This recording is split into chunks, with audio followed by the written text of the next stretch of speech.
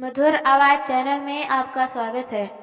हमारी आज की कहानी है साजिश। आज सुबह सुबह जब प्रकाश अपने पालतू कुत्ते को घुमाकर घर लौटा तो उसकी पत्नी सुधा, जो बर्तन धो रही थी, गुस्से में एक एक करके बर्तन पटकने लगी। अरे क्या हुआ सुधा, किसी बात से नाराज हो क्या? प्रकाश ने पूछा तो सुधा मुंह बनाते हुए बोली, जाने हमारे दिन कब बदलेंगे। सब लोग छुट्टियां मनाने दूसरे देशों में घूमने फिरने के लिए जाते हैं और एक हम हैं जिन्होंने इंडिया भी पूरा नहीं देखा। कितने दिनों से वादा करते आए हो कि हम भी बाकी लोगों की तरह कहीं बाहर घूम के आएंगे।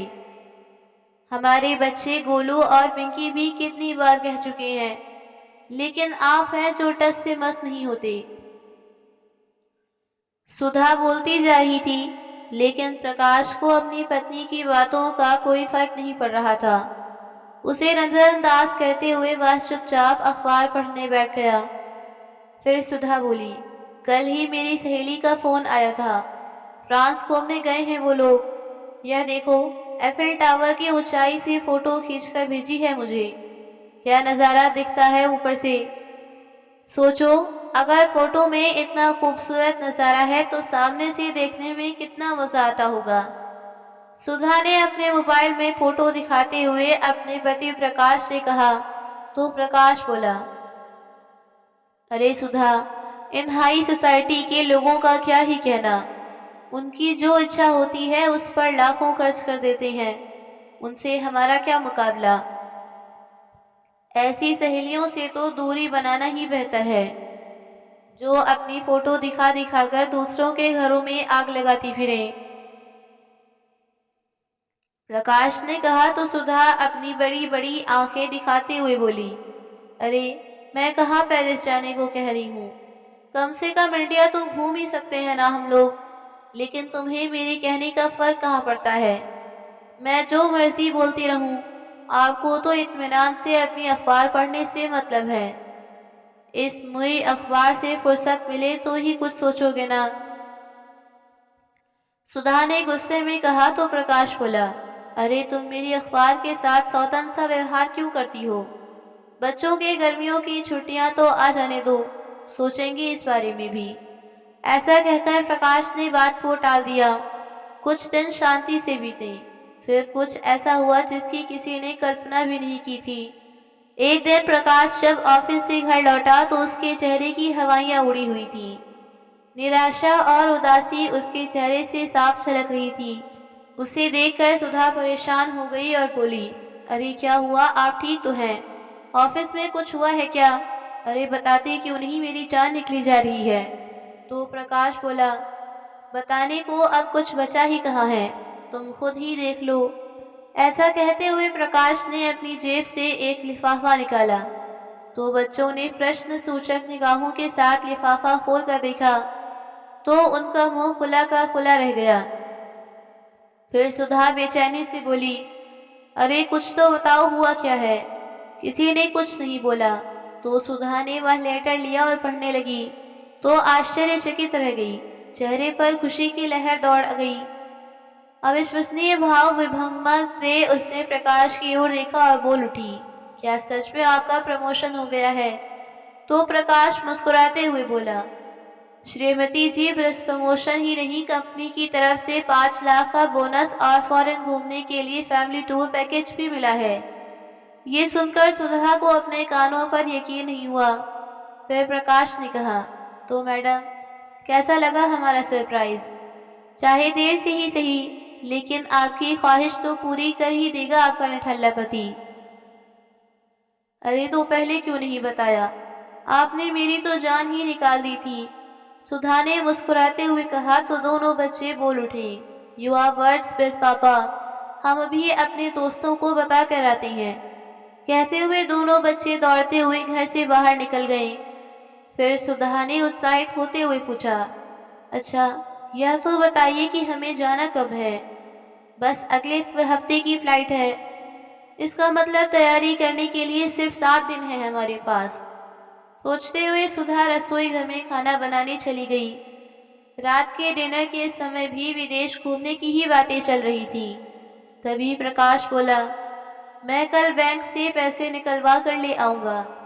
तुम लोग अपने सामान की लिस्ट तैयार कर लो, जिसे जो कुछ भी खरीदना है कल ही खरीद कर ले आएंगे। प्रकाश के इतना कहने की देर थी कि दोनों बच्चे अपनी अपनी फरमाइशें बताने लगे और हमेशा की तरह दोनों बच्चों को बोलता देख उनका कुत्ता टाइगर भी भौंकने लगा। उसी समय प्रकाश और सुधा का ध्यान उनके कुत्ते की ओर गया और दोनों एक दूसरे की ओर हैरानी से देखने लगे। फिर प्रकाश बोला, सुधा, हम विदेश जाएंगे तो टाइगर को कहाँ छोड़ेंगे? फिर सुधा भी सोच में पड़ गई और बोली, इस बात का तो मुझे भी ख्याल नहीं आया। सब लोग सोच विचार में पड़ गए कि आखिर क्या किया जाए। तभी बच्चे बोल उठे, मम्मी टाइगर को नानी के घर छोड़ देते हैं। इससे पहले कि सुधा कुछ कहती, बच्चों ने तुरंत नानी को फोन लगा दिया कर अपनी मम्मी को थमा दिया। कैसी हो माँ? सुधा ने पूछा तो दूसरी ओर से उसकी माँ की आवाज़ आई। मैं ठीक हूँ बेटी, तुम सब कैसे हो? हाँ माँ, हम सब ठीक हैं। दरअसल हम लोग विदेश घूमने जा रहे थे, लेकिन समझ नहीं आती कि टाइगर को कहाँ छोड़ें। अगर आप कुछ दिनों के लिए उसे रख लेती तो। सुधा की बात सुनकर उसकी माँ बोली, बेटी वह क्या है ना, कुछ दिनों के लिए तेरी भाभी भी मायके गई हैं और मेरे घुटने में भी दर्द रहता है, इसलिए मुझसे तो ना हो पाएगा यह काम। फिर कुछ सोचकर उसकी माँ ने कहा, अरे हाँ, याद आया, जब भी हमारे पड़ोसी विदेश आते हैं तो अपने कुत्ते को डॉग केयर सेंटर पर छोड़ देते हैं। तुम लोग वहाँ पता करो ना। ठीक है माँ, कोई बात नहीं। ऐसा कहकर सुधा ने बुझे मन से फोन रख दिया। अगले दिन प्रकाश ने आसपास के डॉग केयर सेंटर पर जाकर पता किया, लेकिन निराश होकर घर लौटा। अरे प्रकाश, टाइगर को कहीं छोड़ने का इंतजाम हुआ या नहीं? सुधा ने पूछा तो प्रकाश बोला, नहीं सुधा, डॉग केयर सेंटर में तो कम से कम 2000 रुपये एक दिन के लगेंगे। अरे बाप रे, इतने पैसे? सुधा ने हैरानी से पूछा तो प्रकाश बोला, और नहीं तो क्या, ऊपर से हम इतने दिनों के लिए बाहर जाएंगे तो घर की सिक्योरिटी के लिए भी कोई गार्ड चाहिए होगा। वह भी कम से कम एक दिन के 1000 रुपये लेगा, और एक महीने के हिसाब से तो बहुत खर्चा पड़ जाएगा। यह बात सुनकर सुधा और दोनों बच्चे भी परेशान हो गए। फिर प्रकाश बोला, अगर कोई इंतजाम ना हुआ तो हमें विदेश जाने का प्रोग्राम कैंसिल करना पड़ेगा। यह सुनते ही उनका बेटा गोलू बोला, मुझे पता था पापा ऐसा ही करेंगे, मैं आपसे कभी बात नहीं करूंगा। ऐसा कहकर नाराज होकर वह अपने कमरे में चला गया। तभी सुधा बोली, क्यों ना गांव से आपकी माँ को बुला लिया जाए। तभी प्रकाश बोला, यह तुम कैसी बातें कर रही हो? माँ यहाँ आकर कैसे रह सकती है, वह भी अकेली? तो सुधा ने कहा, अरे प्रकाश, एक बार सोचो तो सही। आपकी माँ यहाँ आ जाएंगी तो ना तो घर की सिक्योरिटी के लिए गार्ड की ज़रूरत पड़ेगी और ना ही टाइगर की देखभाल के लिए हमें कोई एक्स्ट्रा खर्चा करना पड़ेगा। लगे हाथ घर में रखे पौधों को भी पानी दे दिया करेंगी। सुधा की बात सुनकर प्रकाश बोला, अच्छा, लेकिन सुधा तुम्हें तो मेरी माँ फूटी आंख नहीं सुहाती थी, जिस कारण आज तक हमने उन्हें यहाँ बुलाया तक नहीं था। हम यहाँ ऐशो आराम की जिंदगी जीते हैं और वह बेचारी अकेली गांव में रहती है, और आज जब हमें ज़रूरत पड़ी तब हम उनको यहाँ बुला लें, यह तो अच्छी बात नहीं है ना। तो सुधा बोली, वह सब मैं नहीं जानती, वैसे भी हम थोड़ी ना उन्हें बताने वाले हैं कि हम उन्हें अपने घर और टाइगर की रखवाली के लिए बुला रहे हैं। तुम बस अपनी अम्मा को फ़ोन लगाओ, मैं सब संभाल लूँगी। कहते हुए सुधा ने प्रकाश के हाथ में फ़ोन थमा दिया। हेलो, प्रणाम माँ, कैसी हो? बहुत अच्छी हूँ बेटा, अभी बैठे बैठे बस तुम सबको ही याद कर रही थी। जानकी देवी ने कहा तो प्रकाश बोला, अच्छा माँ, इतनी याद आ रही थी तो कुछ दिनों के लिए यहाँ चली आती। तो जानकी जी बोली, अरे नहीं नहीं बेटा, तुम ही सुधा और बच्चों को लेकर किसी दिन मुझसे मिलने आ जाओ। मेरा आना तो संभव नहीं है। तभी प्रकाश के हाथ से फोन लेते हुए सुधा बोली, अरे माँ जी, सारा प्यार आप उन गांव वालों पर ही लुटा देंगी तो हमारे लिए क्या बचेगा। आपके पोता पोती को भी तो आपके प्यार की जरूरत है। अरे बहू, मैं तो हमेशा तुम लोगों को मन ही मन आशीर्वाद देती रहती हूँ। जानकी जी ने कहा तो सुधा बोली, ऐसे दूर से आशीर्वाद देने से क्या होगा अम्मा जी। आपके बच्चों को आपके प्यार और साथ की जरूरत है। कल आपके पोता पोती भी आपको बहुत याद कर रहे थे। गोलू तो आपको याद करते हुए रूही रोने लगा।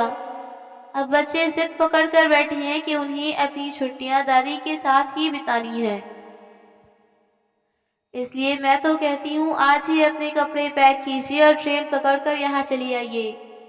इतने सालों बाद बहू ने इतने हक से बात की और इतने प्यार से अपने घर बुलाया। यह देखकर तो जानकी जी मन ही मन फूली नहीं समा रही थी। वे खुद को रोक न पाई और बड़ी खुशी से बेटा बहू के घर जाने की तैयारी करने लगी।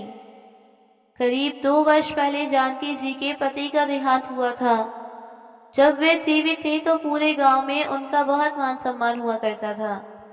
यूं तो सरल स्वभाव की जानकी जी पति के जाने के बाद जानकी जी गांव में अपने घर में अकेली रहती थी।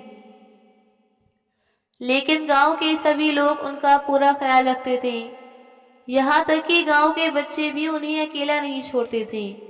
अक्सर उनके पास आकर सब बच्चे कहानी सुना करते थे। गांव में किसी को कोई भी दुख तकलीफ होती तो जानकी जी हमेशा उसकी मदद करने को तैयार रहती थी और इसी कारण गांव के हर व्यक्ति के दिल में उनके लिए प्यार और सम्मान था। उनके पति की पेंशन आती थी जो हर महीने भर का खर्चा निकालने के लिए काफी होती थी। बेटी बहू के घर जाने के लिए जानकी जी ने बड़ी खुशी से बेसन के लड्डू, खोया बर्फी और कुछ नमकीन स्नैक्स बना लिए। अपनी मदद के लिए उन्होंने पड़ोसनों को भी बुला लिया था। अगले दिन अपने घर की जिम्मेदारी गांव के लोगों को सौंपकर जानकी जी ट्रेन में बैठ गईं और लगभग 2 घंटे के सफर के बाद बेटे के शहर पहुंच गईं। स्टेशन पर पहुंची तो देखा उनका बेटा बहू और पोता पोती बेसब्री से उनका इंतजार कर रहे थे। वे ट्रेन से उतरी तो बेटा बहू ने पांव छूकर उनसे आशीर्वाद दिया तो दोनों बच्चे भी दौड़ते हुए आए और दादी दादी कहते हुए उनसे लिपट गए। अपने बच्चों का प्यार और अपनापन देखकर जानकी जी तो बस उन्हें आशीर्वाद ही देती जा रही थी। सब लोग गाड़ी से घर पहुंचे और घर का दरवाजा खोला तो अपने सामने किसी अनजान व्यक्ति को देखकर टाइगर उन पर भौंकने लगा। लेकिन जानकी जी ने उसे बड़े प्यार से सहलाया तो वह बिल्कुल शांत हो गया। यह देखकर सुधा तो ऐसे खुश हो गई जैसे उसे कोई खजाना मिल गया हो।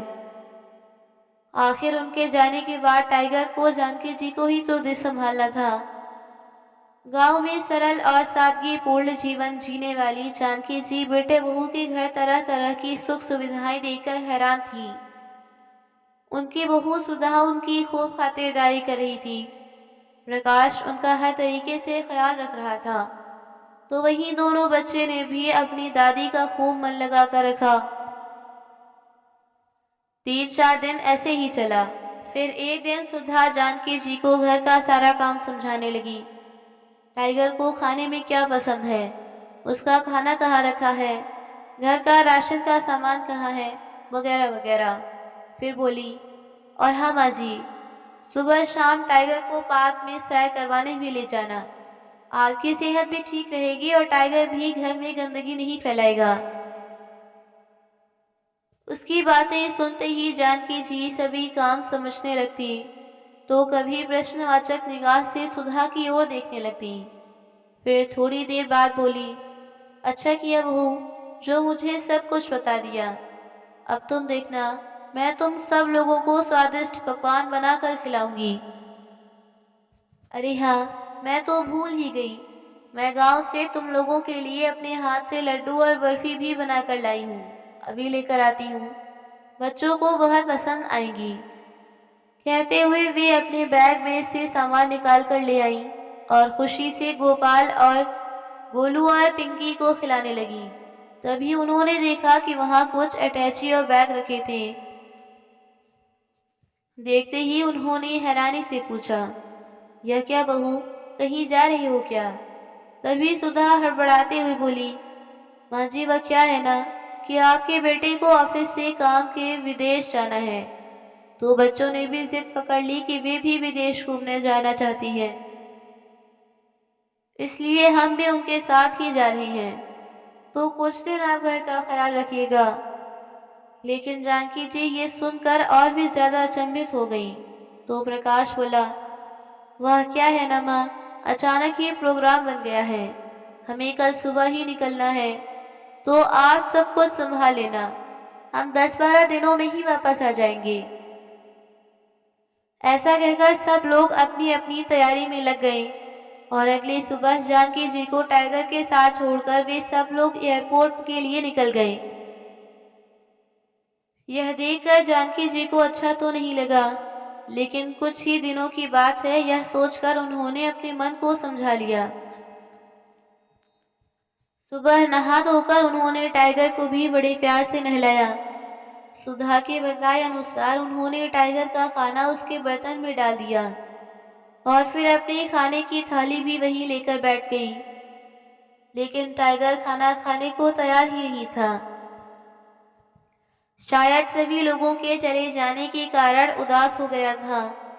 तो जानकी जी ने उसे प्यार से सहलाया और अपनी थाली में से एक रोटी का टुकड़ा उसके मुंह में डाला।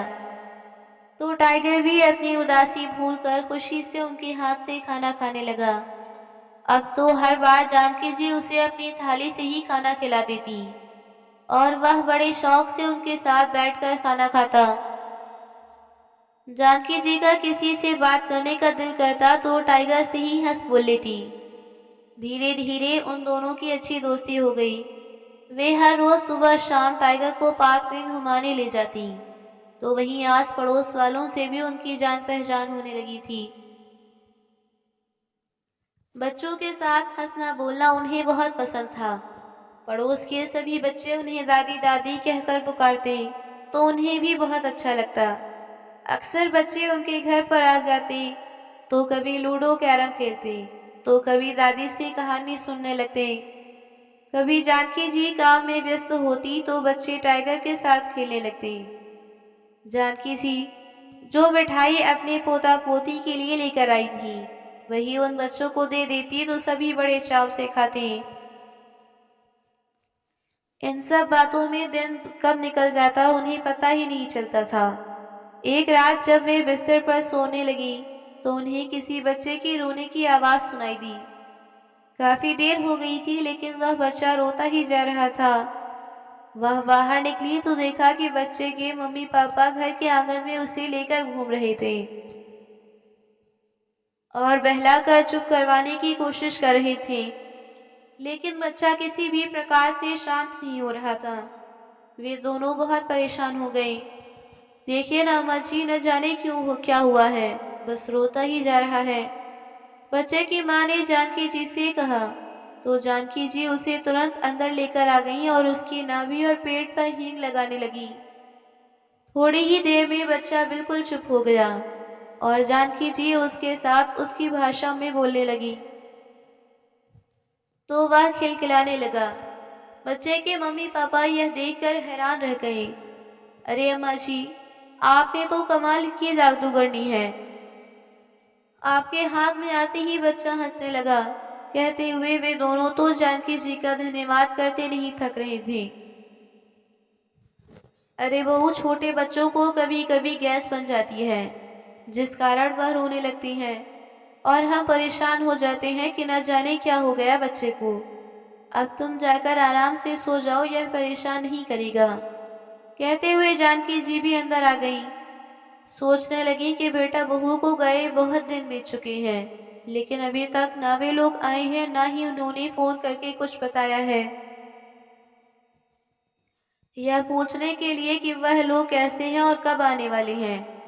जानकी जी ने अपने बेटे प्रकाश को फोन किया। लेकिन फोन नहीं लग रहा था। न जाने बच्चे कब आएंगे, मुझे तो कुछ दिन का कह कर गए थे।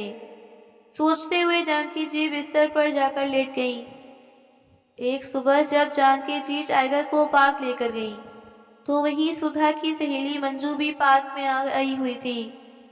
टाइगर के साथ किसी अनजान बूढ़ी औरत को देखकर वह हैरान रह गई। तो किसी पड़ोसन से उसे बताया कि यह सुधा की सासू माँ है, जो गांव से आई हैं। तो मंजू उनसे मिलने आ गई।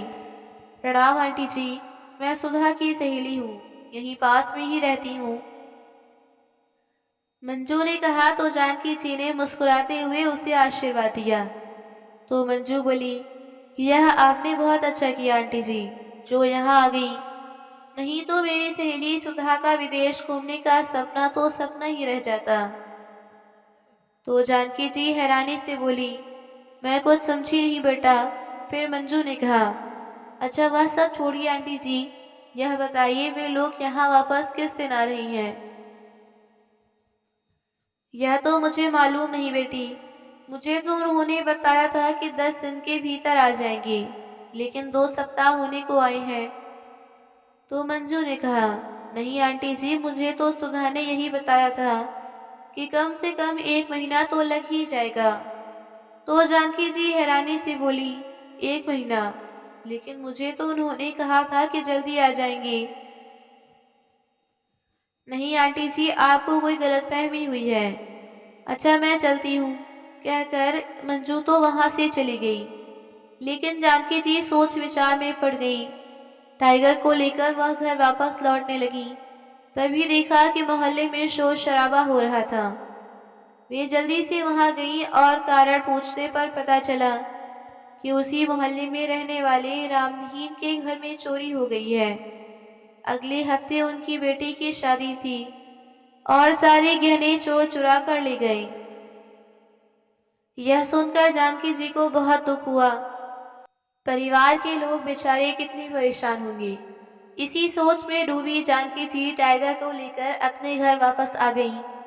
घर पहुंची तो तभी फोन की बेल बजी। जानकी जी ने फोन उठाया तो उनके बेटे प्रकाश की आवाज थी। प्रणाम माँ, सब कुछ ठीक तो है ना वहाँ? टाइगर ने ज्यादा तंग तो नहीं किया ना? तो जानकी जी बोली, हाँ बेटा, वैसे तो सब कुछ ठीक है। हम दोनों एक दूसरे का खूब अच्छे से ध्यान रख रहे हैं। टाइगर तो दिन भर पूरे घर में उछलता कूदता रहता है, लेकिन तुमने बहुत दिन लगा दिए वापस आने में। तो प्रकाश ने कहा, हाँ माँ, ऑफिस का काम कुछ ज्यादा ही था, इसलिए कुछ दिन और लग जाएंगे। आप वहां संभाल लीजिएगा। ऐसा कहते हुए प्रकाश ने फोन रख दिया। तो पीछे से सुधा ने कहा, क्या कहा तुम्हारी माँ ने? सब ठीक तो है ना? हाँ सुधा, सब ठीक है। तुम्हारा घर भी सही सलामत है और टाइगर भी। तो सुधा खुशी से बोली, देखा, माँ जी को गांव से बुलाने का मेरा आइडिया काम कर गया ना। और एक पंथ दो काज हो गए। टाइगर को भी केयर टेकर मिल गया और हमारे मकान की रखवाली भी हो गई। अब हम निश्चिंत होकर कुछ दिन और यहाँ आराम से घूम सकते हैं। हाँ सुधा, आइडिया तो तुमने बिल्कुल सही दिया था। नहीं तो घर की सिक्योरिटी का खर्चा और टाइगर को डॉग केयर सेंटर में रखने का खर्चा कुल मिलाकर 1 लाख रुपए हो जाता, प्रकाश ने कहा।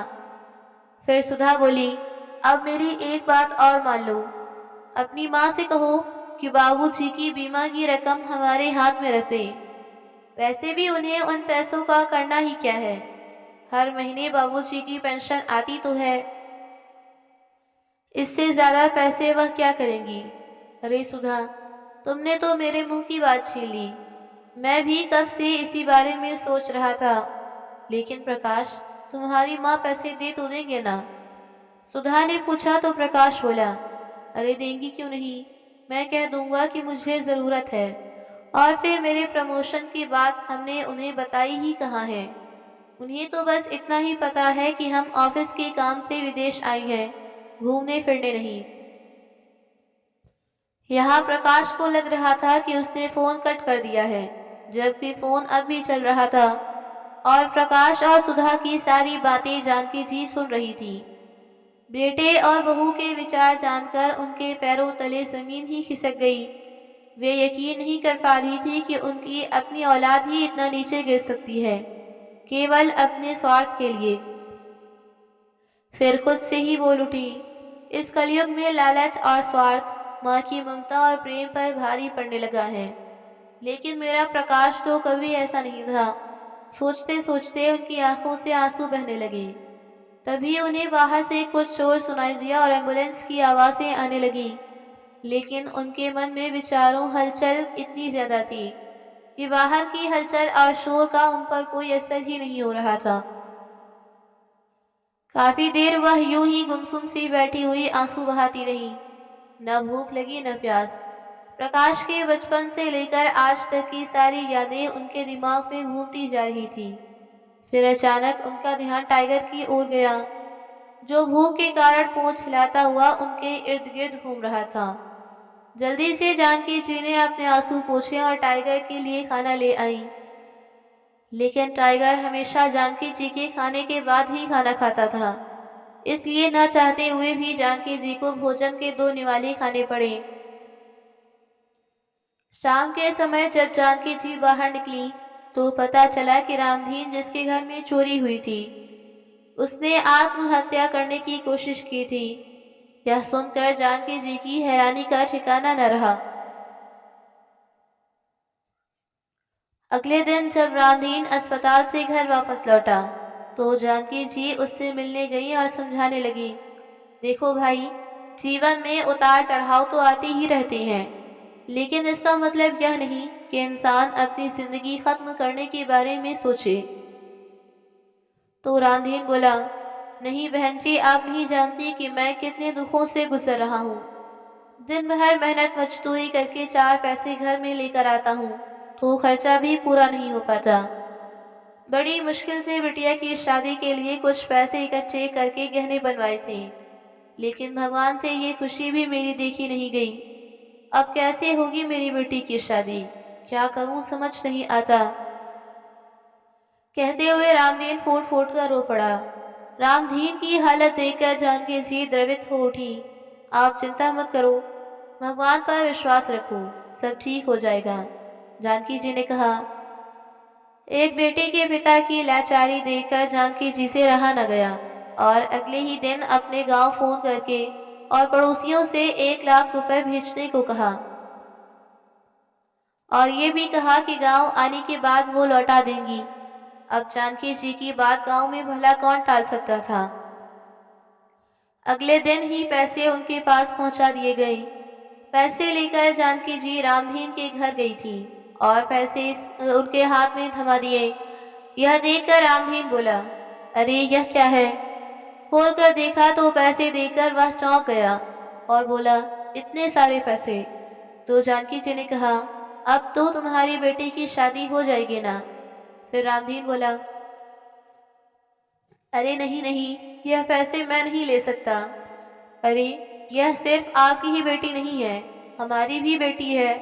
आप मना करेंगे तो मुझे अच्छा नहीं लगेगा, मुझे अपनी बड़ी बहन समझकर ही रख लीजिए, जानकी जी ने कहा। तो रामधीन भरी आंखें लिए बोला, आपका यह एहसान हम लोग कैसे चुका पाएंगे। तो जानकी जी ने कहा, अरे एक इंसान होने के नाते हमारा फर्ज बनता है दूसरे इंसान की मदद करना, इसमें कोई एहसान नहीं है। आस पड़ोस के सभी लोगों ने जानकी जी के इस कदम की खूब तारीफ की। उनकी देखा देखी बाकी के पड़ोस वाले भी रामधीन की मदद के लिए आगे आ गए और विवाह खूब अच्छे से संपन्न हुआ। अभी जानकी जी घर आकर बैठी ही थी कि उनकी बहू सुधा का फोन आ गया। माँ जी, हम कल दोपहर तक घर पहुंच जाएंगे, खाना बना कर रखिएगा और हाँ, घर की पूरी अच्छे से साफ सफाई करके रखिएगा। मुझे घर बिल्कुल वैसा ही चाहिए जैसा मैं छोड़ कर गई थी। ठीक है बहू, जानकी जी ने कहा और फोन रख दिया। अगली सुबह जानकी जी कुछ ज्यादा ही जल्दी उठ गई थी। आज उनके पति की बरसी थी। इसलिए मंदिर जाने के लिए वह सुबह सवेरे नहा धोकर तैयार हो गई थी। भगवान को भोग लगाने के लिए रसोई घर में जाकर हलवा पूरी बनाने लगी और कुछ खाना उन्होंने गरीबों को बांटने के लिए भी बनाया। टाइगर को घर में ही छोड़कर वह मंदिर चली गई। मंदिर जाकर भगवान को माथा टेक कर भोग लगाया और पति की आत्मा की शांति के लिए प्रार्थना की। मंदिर के बाहर आई तो सभी गरीब लोगों को भोजन बांटने लगी। तभी उनकी नजर वहीं बैठी एक वृद्ध महिला पर पड़ी। जैसे ही वह खाना देने के लिए उसके पास जाने लगी, तभी उसने अपना चेहरा साड़ी के पल्लू से छुपा लिया। कदकाठी से वह महिला उन्हें जानी पहचानी सी लगी। जैसे ही उनकी जानकी जी प्रसाद देने लगी तो उनकी नजर उस महिला के हाथ पर पड़ी जिस पर लिखा था संतोष देवी। देखते ही जानकी जी का कलेजा धक से रह गया। संतोष, तो मेरी सहेली संतोष होना। कहते हुए उन्होंने पल्लू हटाया तो आंसुओं से भरी आंखें लिए संतोष जी उनसे नजरें नहीं मिला पा रही थी। यह सब कैसे हो गया संतोष? तुम तो अपने बेटों के साथ बहुत खुश थी, गांव छोड़कर उनके साथ शहर में आई थी और बहुत आराम से रह रही थी। तो संतोष जी रोते हुए बोली, क्या बताऊं जानकी, दोनों बेटों की बड़ी शहर में अच्छी नौकरी लग गई थी तो हम स्वयं को धन्य समझने लगे थे। फिर दोनों बेटे और बहुएं भी अपने साथ ही यहीं लेकर आ गए। हम लोग भी उनके साथ सुखपूर्वक जीवन बिताने लगे थे। 3 महीने बड़े बेटे के घर रहते थे और 3 महीने छोटे बेटे के घर। कुछ महीने पहले पति का देहांत हो गया था तो बेटों ने गांव वाला मकान बेचने की जिद पकड़ ली। सब गांव वालों ने कितना रोका था मुझे कि अपने जीते जी अपने हाथ काटकर बच्चों को मत दो, लेकिन मैंने ही नहीं मानी। सोचा था कि जब बुढ़ापा बच्चों के साथ ही गुजारना है तो बच्चों की बात मानने में क्या हर्ज है। लेकिन अपना हिस्सा लेने के बाद बड़ा बेटा तो अपनी बीवी बच्चों के साथ विदेश चला गया तो छोटे बेटे बहू ने भी मेरी जिम्मेदारी लेने से साफ मना कर दिया। मेरे एक गलत फैसले का नतीजा यह हुआ कि इस उम्र में मैं दर दर की ठोकरें खाने को मजबूर हो गई हूँ। दो बेटों के होते हुए भी मेरा अपना कोई नहीं है। सोच रही हूँ कि किसी वृद्धाश्रम में चली जाऊं। कहते हुए संतोष जी फूट फूट कर रो पड़ी। जानकी जी ने आंसू पोंछे और कहा, अरे वृद्धाश्रम क्यों, तुम मेरे साथ चलो। जानकी जी अपनी सहेली को घर लेकर आई। संतोष, मैं नाश्ता बनाती हूँ, तब तक तुम हाथ मुंह धोकर आ जाओ और यह लड्डू खाओ। मैंने अपने हाथों से बनाए हैं। बच्चों के लिए लेकर आई थी लेकिन उनके पास तो समय ही नहीं था लड्डू खाने के लिए। विदेश तो जाना था। कहते हुए जानकी जी की आंखें भर आईं और नाश्ता बनाने रसोई घर में चली गई। बातचीत करते हुए दोनों सहेलियों ने नाश्ता किया। उसी समय दरवाजे की बेल बज उठी। जानकी जी ने दरवाजा खोला तो सामने सुधा और प्रकाश खड़े थे। लेकिन अपने घर में किसी अजनबी को देखकर सुधा प्रश्नवाचक निगाहों से जानकी जी की ओर देखने लगी। तो जानकी जी बोली, बहू, यह मेरी सहेली है। बेचारी बहुत परेशान थी, दुखी थी, इसलिए मैं इसे अपने साथ। जानकी जी अपनी बात पूरी कर पाती उससे पहले ही सुधा चिल्ला पड़ी, हाँ हाँ, हमने तो यहाँ धर्मशाला खोल रखी है ना, जो किसी को भी घर के अंदर लेकर आ गई। और वैसे कितने दिनों से चल रही है ये समाज सेवा। यह तुम क्या कह रही हो बहू? जानकी जी हैरानी से बोली तो प्रकाश ने कहा, माँ ठीक तो कह रही है सुधा, यह हमारा घर है, कोई वृद्धाश्रम नहीं। यह सुनकर जानकी जी हक्की बक्की खड़ी रह गई और फिर बोली, हाँ वैसे तो ठीक कहा तुमने, यह घर तुम्हारा है, मेरा नहीं। क्योंकि मुझे तो तुम लोगों ने इस घर में इसलिए बुलाया था ताकि मैं तुम्हारी अनुपस्थिति में इस घर की और टाइगर की रखवाली कर सकूं। एक चौकीदार से ज्यादा हैसियत कहाँ है मेरी? फिर मैं किस हक से अपनी सहेली को यहाँ लेकर आ गई? अब जब इस घर के मालिक घर में वापस लौट चुके हैं तो इस चौकीदार का क्या काम?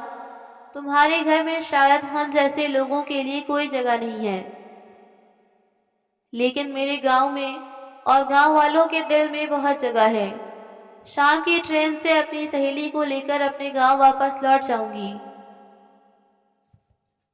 कहते हुए जानकी जी की आंखों से अश्रुधारा बहने लगी तो गोलू और पिंकी दादी को आकर लिपट गई और रोते हुए बोले, नहीं दादी, आप हमें छोड़कर नहीं जाएंगी। बच्चों की मासूमियत भरी बातें सुनकर जानकी जी दोनों बच्चों को चूमती हुई बोली, अरे बेटा, मैंने तुम लोगों से मिल लिया, इतना ही बहुत है मेरे लिए।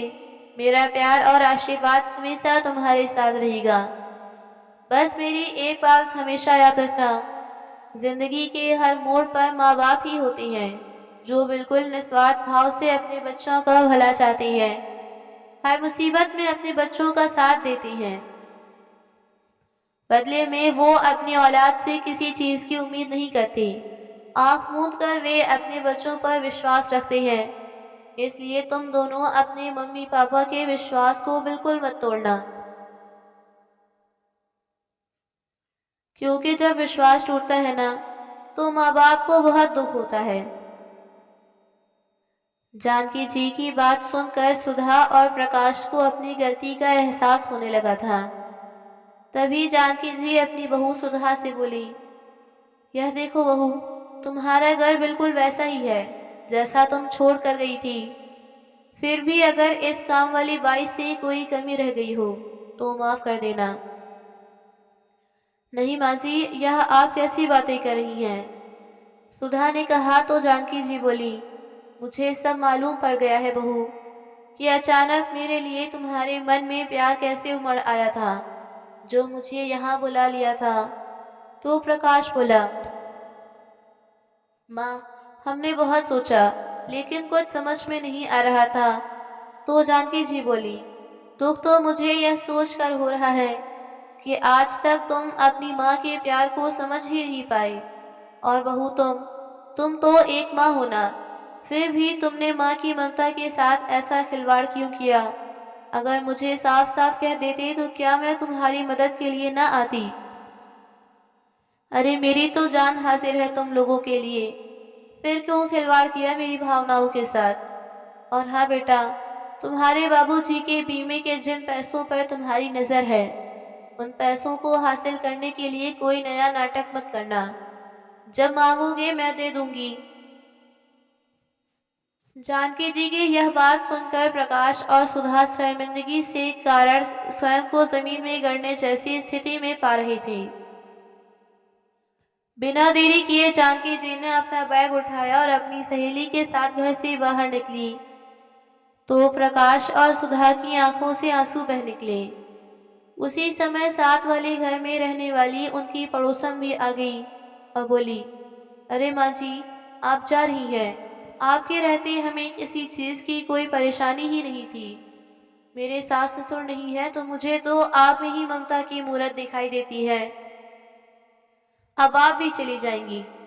सामने से आते हुए रामदीन ने उन्हें देखा तो वह भी उनके पास चला आया और बोला, आपने हमें जो उपकार किया है वह हम जिंदगी भर नहीं भूलेंगे।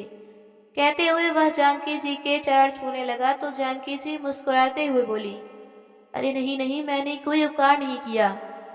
मैं तो समझती हूँ आपने अपनी सेवा का मौका देकर मुझ पर उपकार किया है। उसी समय गोलू और पिंकी के साथ मोहल्ले के सारे बच्चे भी इकट्ठे हो गए और सभी एक स्वर में बोले, दादी मत जाइए ना। सब लोगों का इतना प्यार देखकर जानकी जी की आंखें आंसुओं से भर आईं। तभी सुधा और प्रकाश उनके सामने भरी आंखें लिए हाथ जोड़कर खड़े हो गए। प्रकाश बोला, माँ जी, हमें माफ कर दीजिए। मैं जानता हूँ हमने गलती ही ऐसी की है जिसकी कोई माफी ही नहीं है, लेकिन आप तो माँ है ना, जो अपनी औलाद की हर छोटी बड़ी गलतियों को माफ करती हैं। मैं अपनी गलती का प्रायश्चित करना चाहता हूँ माँ, बस एक मौका दे दो अपनी सेवा करने का। तो सुधा बोली, माँ जी, हमें छोड़कर मत जाइए ना, आप दोनों ही रहिए। मैं वादा करती हूँ हम लोग आपको शिकायत का कोई मौका नहीं देंगे। तो जानकी जी ने कहा, मेरे बच्चों, तुम्हें अपनी गलती का एहसास हुआ। मेरे लिए इतना ही काफ़ी है। मुझे तुमसे कोई शिकायत नहीं है, लेकिन मुझे गांव तो जाना ही होगा। वहाँ मेरा अपना घर है, जहाँ रहकर मुझे सुकून मिलता है। हम दोनों बहनें वहाँ खुशी से अपना बाकी का जीवन बिता लेंगी। जानकी जी ने सभी बच्चों के सिर पर प्यार भरा हाथ रखा और सब लोगों को खूब आशीर्वाद दिए। जैसे ही वह ऑटो में बैठने लगी, तभी उन्हें एहसास हुआ कि कोई पीछे से उन्हें रोक रहा है। मुड़कर देखा तो टाइगर ने उनका पल्लू पकड़ा था। उसे देखते ही जानकी जी की आंखें फिर से भर आईं, लेकिन वो खुद को कमजोर पड़ने देना नहीं चाहती थी। इसलिए फिर स्वयं को संयमित करके उन्होंने अपना पल्लू छुड़ाया और संतोष जी के साथ ऑटो में बैठ गईं। तभी टाइगर भी उनके पास ऑटो में आकर बैठ गया। सब लोग टाइगर का उनके प्रति प्यार देखकर हैरान थे। जानकी जी ने उसे लाख मनाने की कोशिश की, लेकिन वो तो उनसे दूर जाने को तैयार ही नहीं था। उसका ऐसा व्यवहार देखकर जानकी जी उसे सहलाते हुए बोली, इंसान भले समझे या ना समझे, लेकिन यह बेजुबान जानवर प्यार की भाषा बखूबी समझते हैं। अब टाइगर मेरे साथ ही रहेगा। कहते हुए जानकी जी ऑटो वालों को चलने का इशारा किया और गांव के लिए निकल गई। तो दोस्तों, आपको ये कहानी कैसी लगी, लाइक कमेंट करके ज़रूर बताइएगा।